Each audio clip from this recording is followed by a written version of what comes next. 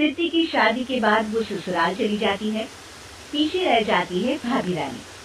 सिद्धि के ससुराल जाते ही भाभी कहती है, अरे वाह जी वाह, सारे कपड़े मेरे। हाय पैंट, अरे वाह वाह, मजा आ जाएगा।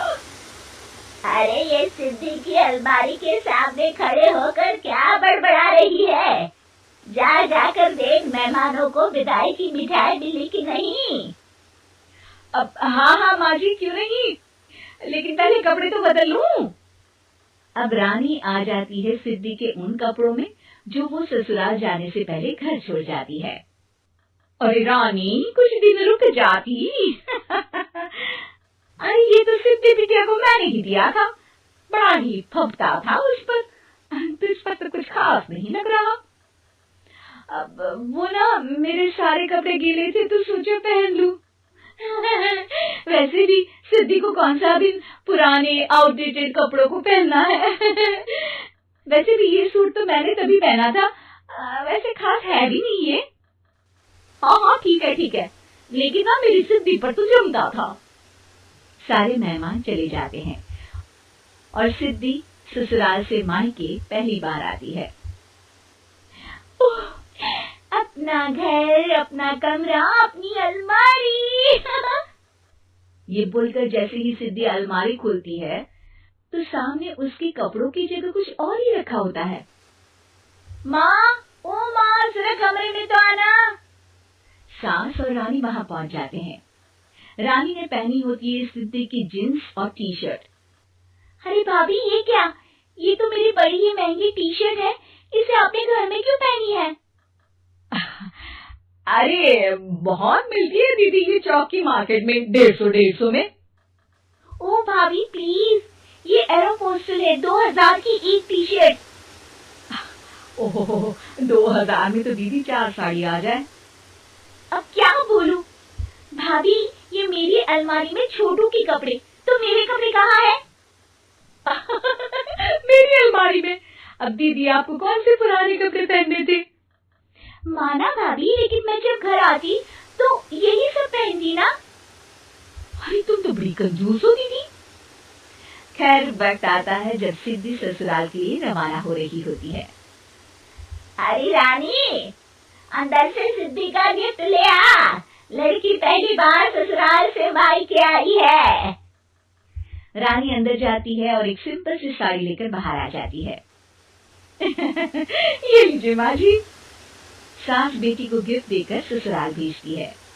अगले दिन रानी एक सुंदर सी साड़ी पहनकर सामने आती है। अरे रानी, ये तो वो साड़ी है जो मैंने सिद्धि को देने के लिए दी थी जब वो ससुराल ले जाती, लेकिन ये तूने कैसे पहन ली? अरे माँ जी, ये साड़ी तो मुझे बहुत पहले से ही पसंद थी, लेकिन चिंता न करिए, मैंने सिद्धि के लिए भी अच्छी सी साड़ी दी है। हाँ। तभी सिद्धि का फोन आता है। क्या माँ, कुछ अच्छा तो दिया होता ससुराल ले जाने के लिए। अरे पहले दिखा दिया होता। ये चमकते हुए पैकेट में नौकरानी वाली साड़ी मत दिया करो माँ।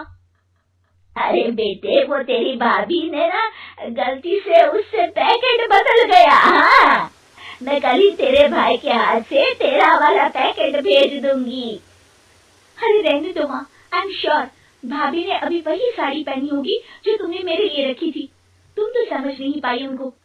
खैर छोड़ो, मैं ज्यादा बोलती अच्छी नहीं लगती, रहने दो, आपको उन्हीं के साथ रहना है, फिर बात करेंगे। सास को रानी पर गुस्सा आ जाता है। वो उसके कमरे में जाती है जहाँ वो शादी का एल्बम देख रही होती है। रानी, मार्केट जाकर एक ऐसी ही साड़ी लेकर आ, कल प्रतीक जाकर सिद्धि के घर दे आएगा। अरे क्यों माँ जी, कितनी साड़ी देनी है दीदी को? यहाँ कोई सेल लगी है क्या?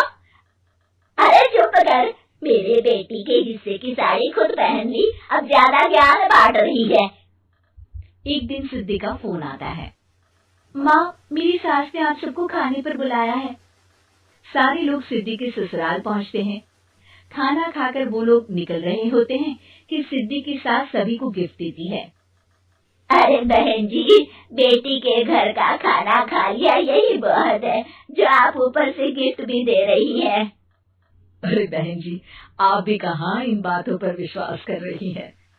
सास सभी को गिफ्ट देती है, लेकिन रानी को जो साड़ी देती है वो अजीब सी हरे रंग की, लाल रंग की बड़ी छाप वाली होती है। अरे चीची, ये कौन पहनेगा? सासू माँ को तो जरी वाली इतनी सुंदर, और मेरे लिए ये नौकरानी वाली। अरे भाभी, दरअसल मैं जब भी घर आती थी आप वापसी में ऐसी ही साड़ी देती थी ना, तो माँ ने सोचा कि आपको आपकी पसंद की ही साड़ी क्यों ना दी जाए। बेचारी रानी, बोलती भी तो क्या। सिद्धि और सास रानी का चेहरा देखकर हंसने लगती है, तो रानी समझ जाती है कि अपने ही बिछाए जाल में वो फंस चुकी है।